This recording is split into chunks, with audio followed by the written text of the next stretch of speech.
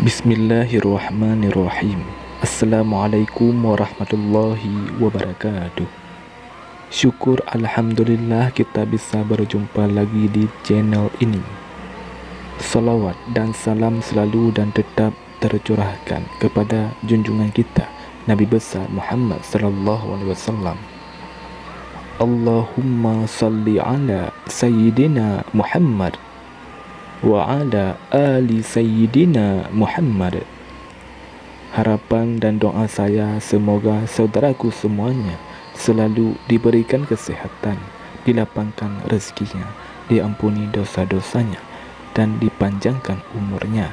Amin ya rabbal alamin. Saudara muslim yang dirahmati Allah Subhanahu wa taala, salah satu keistimewaan berdoa baik mendoakan diri sendiri, keluarga ataupun anak-anak kita adalah saat sedang sujud dalam ibadah solat. Boleh pada sujud pertama, kedua, ketiga atau sujud terakhir.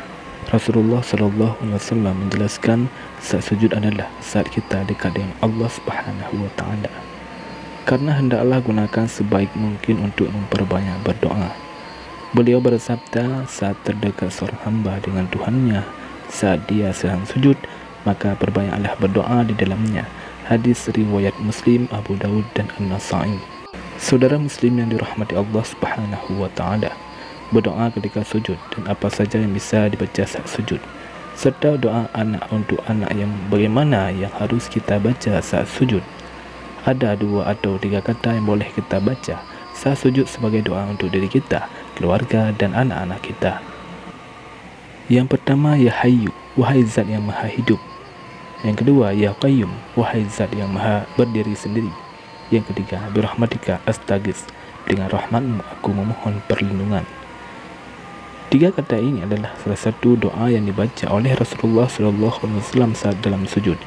Beliau membacanya ketika menghadapi masalah yang besar dan sulit ditemukan solusinya. Beliau terus-menerus mengulang doa ini ketika sujud terakhir. Bahawa baginda Nabi ketika menghadapi masalah yang penting dan belum ditemukan solusinya, beliau berdoa, Ya Hayyu, Ya Qayyum, birahmatika astaghits. Artinya, wahai zat yang maha hidup, wahai zat yang maha berdiri sendiri, dengan rahmatmu aku memohon pertolongan. Saudara muslim yang dirahmati Allah Subhanahu wa taala, bagi kita yang ingin mendoakan anak-anak kita saat sujud terakhir bisa mengamalkan 3 kata ini, lalu menambahkan doa untuk anak setelahnya.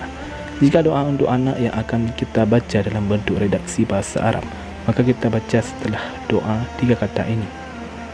Namun jika doa anak untuk dalam bentuk bahasa Indonesia, maka doa untuk anak cukup kita baca dalam hati agar tidak membatalkan ibadah solat kita. Adapun praktiknya sebagai berikut.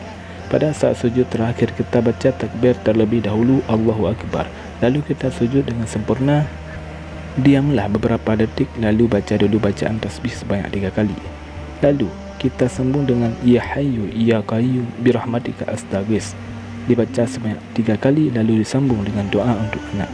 Misalnya, Rabbi habli minas solihin, kemudian takbir, lagi bangun dari sujud Allahu Akbar, dan lanjutkan solat hingga selesai. Anggap saja kita akan sujud terakhir. Kita baca takbir dulu sebelum sujud. Allahu Akbar, Subhana rabbiyal a'la wa bihamdih. Dibaca sebanyak 3 kali, lalu baca Ya Hayyu, Ya Qayyum, birahmatika astaghits. Rabbi habli minas solihin. Allahu Akbar, takbir, bangun dari sujud, dan kita teruskan sampai selesai. Jika doa untuk anak bentuknya bahasa Indonesia, maka setelahnya Ya Hayyu, Ya Qayyum, birahmatika astaghits. Kita diam sejenak, hadirkan dalam hati doa bahasa Indonesia untuk anak. Disebutkan dalam hadis saat terjadi perang Badar, Rasulullah SAW sujud dan terus mengulang-ulang Ya Hayyu, Ya Qayyum, birahmatika astaghits, sampai akhirnya Allah memberikan kemenangan kepada kaum muslimin.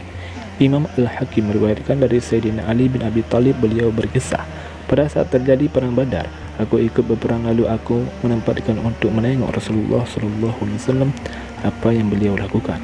Aku melihat Rasulullah SAW sedang sujud dan bermunajat dengan baca Ya Hayyu, Ya Qayyum, tanpa ada tambahan yang lain. Aku kembali ikut berperang dan menengok Rasulullah SAW masih dalam keadaan sujud dan bermunajat dengan membaca Ya Hayyu, Ya Qayyum. Aku lanjut ikut lagi berperang. Beberapa waktu kemudian aku kembali melihat Rasulullah SAW. Beliau masih tetap sujud dan bermunajat dengan membaca Ya Hayyu Ya Qayyum. Dan beliau tidak beranjak dari sujudnya. Beliau terus berdoa dengan membaca Ya Hayyu Ya Qayyum sehingga Allah memberikan kemenangan kepada kaum muslimin. Saudara muslim yang dirahmati Allah Subhanahu wa taala, demikianlah yang dapat saya berikan pada video kali ini. Semoga bermanfaat bagi kita semua. Amin ya rabbal alamin. Wallahu a'lam bissawab. Assalamualaikum warahmatullahi wabarakatuh.